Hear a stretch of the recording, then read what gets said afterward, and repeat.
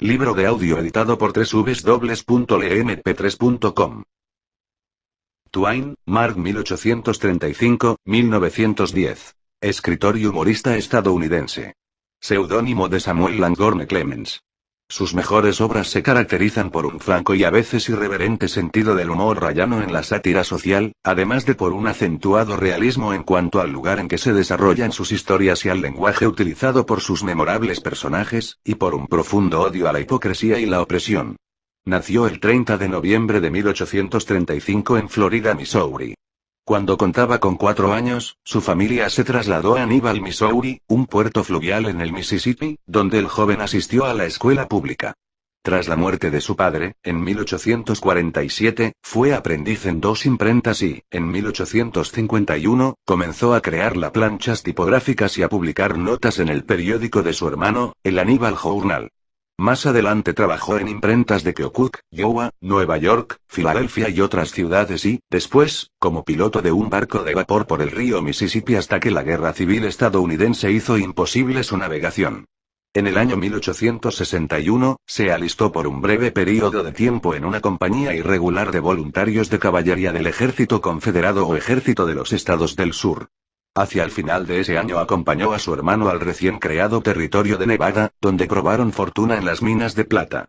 Al año siguiente comenzó a trabajar como periodista en el Territorial Enterprise de Virginia City, Nevada y, en 1863, empezó a firmar sus artículos con el seudónimo Mark Twain, una expresión utilizada en el río Mississippi que significa 2 brazas de profundidad, el calado mínimo necesario para la buena navegación. Después se trasladó a San Francisco, en 1864, y allí conoció a los escritores Artemus Ward y Bret Harte, que le animaron a continuar con su trabajo. Considerado uno de los más destacados escritores de la historia literaria de su país, obtuvo popularidad gracias al humor que se desprende de sus escritos, pero recibió el reconocimiento de la crítica, además, por su uso realista de los dialectos, en especial el que se habla a orillas del Mississippi, y por su perfecto retrato de la sociedad de su país a mitad del siglo XIX. Fue una celebridad mundial durante los últimos años de su vida, y recibió el doctorado honoris causa por la Universidad de Oxford, Inglaterra, en 1907. Murió el 21 de abril de 1910 en Nueva York. La célebre rana saltadora del condado de Calaveras. Mark Twain. Para cumplir el encargo de un amigo que me escribía desde el este, fui a hacer una visita a ese simpático joven y viejo charlatán que es Simón Wheeler. Fui a pedirle noticias de un amigo de mi amigo, Leonidas W. Smiley, y este es el resultado. Tengo una vaga sospecha de que Leonidas W. Smiley no es más que un mito, que mi amigo nunca lo conoció, y que mencionárselo a Simón Wheeler era motivo suficiente para que él recuerde al maldito Jim Smiley, y me aburra a muerte con alguna anécdota insoportable a ese personaje de historia tan larga, cansadora y falta de interés. Si era esa la intención de mi amigo, lo logró. Encontré a Simón Wheeler soñoliento y cómodamente instalado cerca de la chimenea, en el banco de una vieja taberna en ruinas, situada en medio del antiguo campo minero de El Ángel. Observé que era gordo y calvo y que tenía en su rostro una expresión de dulce simpatía y de ingenua sencillez. Se despertó y me saludó. Le dije que uno de mis amigos me había encargado hacer algunas averiguaciones sobre un querido compañero de infancia, llamado Leonidas W. Smiley, el reverendo Leonidas W. Smiley, joven ministro evangelista, que había residido algún tiempo en el campo de El Ángel. Agregué que si él podía darme informes sobre el tal Leonidas W. Smiley, yo le quedaría muy agradecido. Simón Wheeler me llevó a un rincón, me bloqueó el paso con su silla, se sentó, y luego me envolvió con la siguiente historia monótona. Durante el relato no sonrió una sola vez, ni arqueó una sola vez las cejas, ni cambió de entonación y hasta el final mantuvo el mismo sonsonete uniforme con el que había comenzado su primera frase. Ni una vez mostró el más ligero entusiasmo. Pero su interminable recitado estaba recorrido por un caudal de impresionante y seria sinceridad. No me quedó la menor duda de que él no veía nada de ridículo o de divertido en esta historia. La consideraba, en realidad, como un acontecimiento importante, y juzgaba con admiración a sus 2 protagonistas, como hombres inteligentes que demostraban su ingenio. Le dejé, pues, hablar, sin interrumpirlo ni una sola vez. El reverendo Leonidas W. Smiley. El reverendo. Me acuerdo perfectamente. Había antes en este lugar un pícaro llamado Jim Smiley. Era el invierno de 1849 o quizás en la primavera de 1850. No recuerdo con exactitud, pero lo que me hace pensar que era aproximadamente esa época, es que la gran barrera del río no estaba terminada cuando él llegó al campo. Siempre diré que jamás se ha visto hombre más particular. Hacía apuestas sobre cualquier cosa, por cualquier cosa, siempre que encontrase con quién. Todo lo que pudiera servir de motivo de apuesta para el otro, también le servía a él. Solo necesitaba encontrar su hombre. En ese caso, estaba satisfecho. Si no le aceptaban su apuesta, él la intercambiaba con el adversario. Por otra parte, tenía una suerte extraordinaria y generalmente ganaba. Siempre estaba listo y dispuesto a apostar. No se podía mencionar la cosa más pequeña sin que aquel pícaro propusiera una apuesta en favor o en contra. Le daba lo mismo, como ya le dije. Los días de carreras de caballo se lo encontraba a la salida, colorado de alegría o despojado de hasta el último centavo. Si había una pelea de perros, él apostaba. Si había una pelea de gatos, apostaba. Si había una riña de gallos, apostaba. Si veía dos pájaros posados sobre una rama, apostaba a cuál volaría primero, y si había una reunión en el campo, ahí precisamente se encontraba él, apostando a que el pastor Walker era el mejor predicador del país. Y lo era en efecto, además de ser una gran persona. Si Smiley hubiera visto una chinche con la pata alzada para ir no importa a dónde, hubiera sido capaz de apostar sobre el tiempo que le tomaría el viaje, y si uno se prendía en la apuesta, habría seguido a la chinche hasta México, sin inquietarse por la distancia o por el tiempo que tardaría en llegar.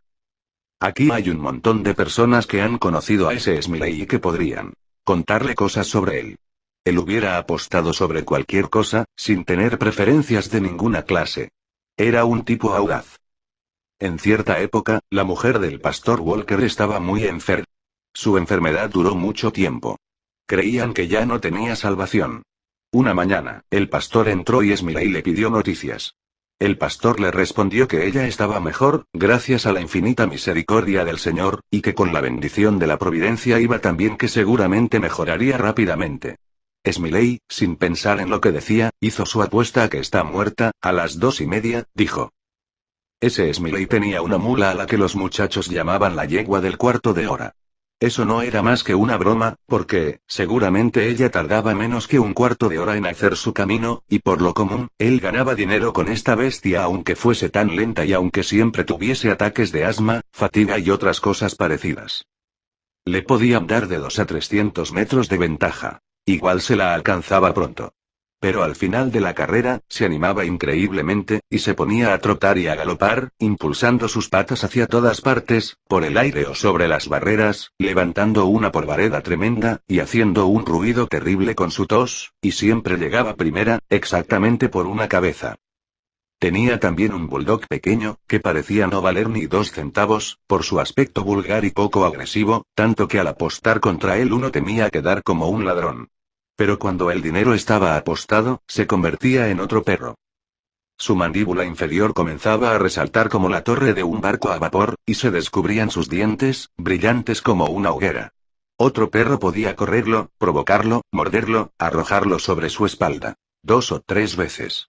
Andrés Jackson, este era su apodo, se dejaba hacer, siempre con el aspecto de un perro al que le parece totalmente natural lo que le hacen.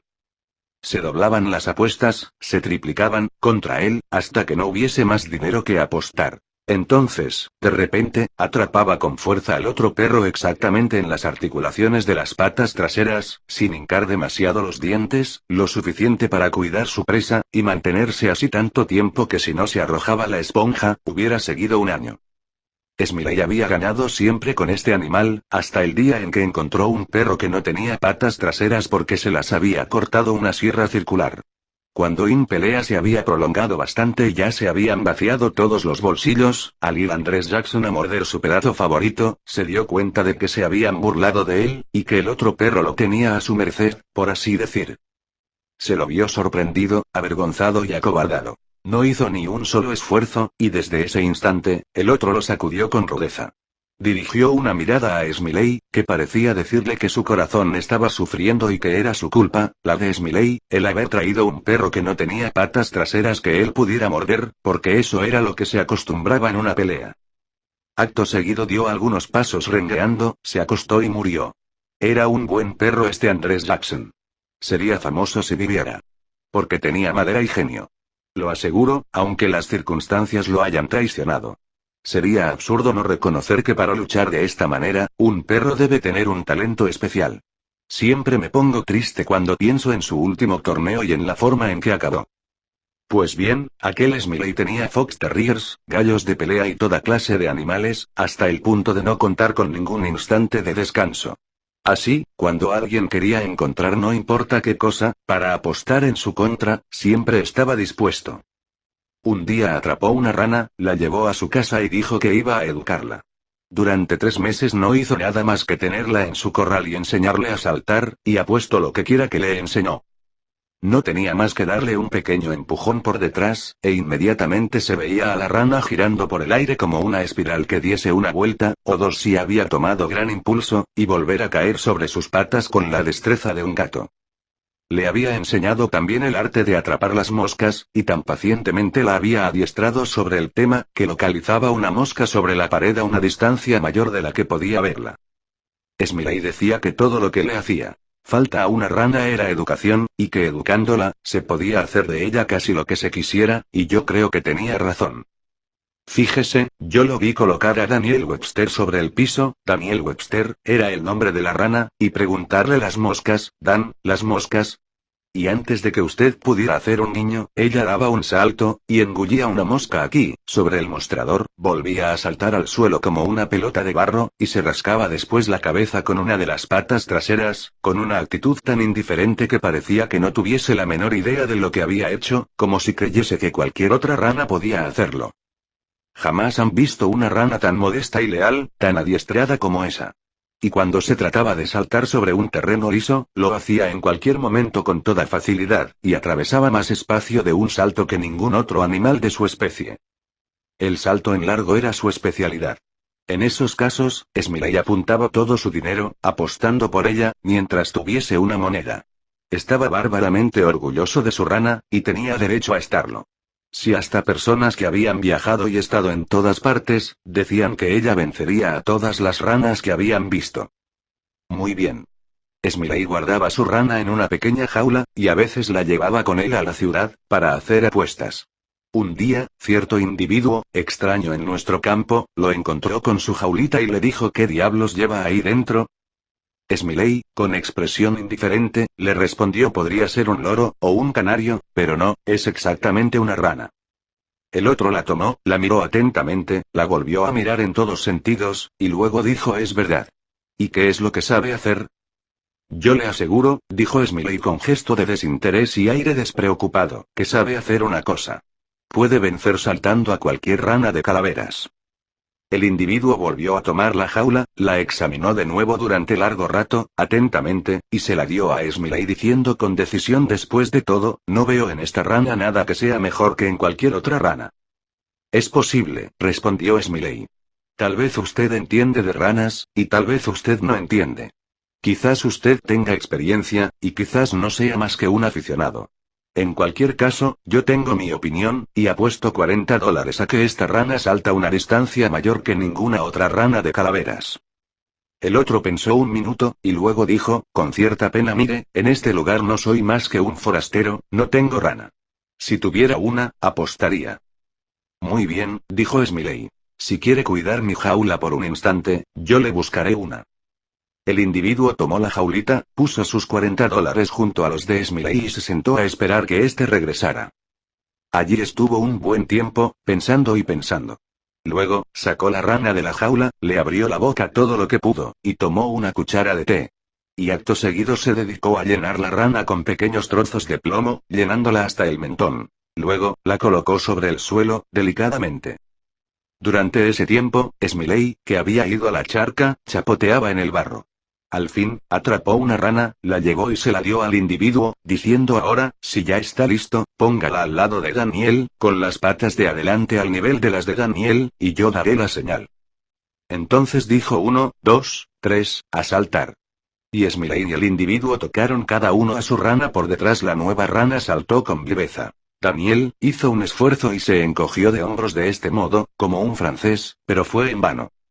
No podía moverse, estaba clavada en tierra tan sólidamente como una iglesia.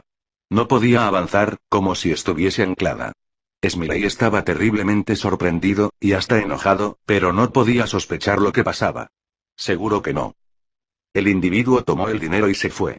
Pero cuando llegó al umbral de la puerta, hizo chasquear su pulgar, por encima del hombro, de esta manera, con aspecto insolente, y dijo con soberbia: no veo en esta rana nada mejor que en otra rana cualquiera.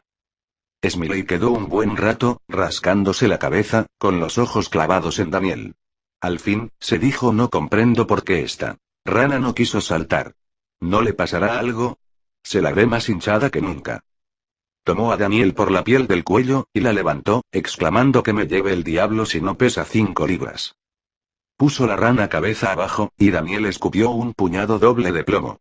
Entonces, Smiley comprendió todo. Se volvió loco de rabia, y dejando a la rana, corrió tras el individuo, pero no pudo alcanzarlo. En este momento, Simón Wheeler oyó que le llamaban desde el patio y salió para ver quién era.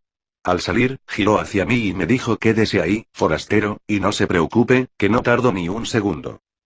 Pero yo pensaba, y supongo que estarán de acuerdo conmigo, que la historia del ingenioso vagabundo Jim Smiley seguramente no me daría muchos datos respecto del reverendo Leonidas W. Smiley. Así que me fui. En la puerta encontré al amable Wheeler que volvía. Me tomó por un botón del saco, y comenzó una nueva historia. Sí, ese Smiley tenía una vaca amarilla, que era tuerta, y que no tenía cola, o casi no la tenía, nada más que un pequeño rabo del largo de una banana, pero yo no tenía ni tiempo ni ganas para oír la continuación de la historia de la simpática vaca, y me despedí. La célebre rana saltadora del condado de Calaveras. Mark Twain. Libro de audio editado por www.lemp3.com.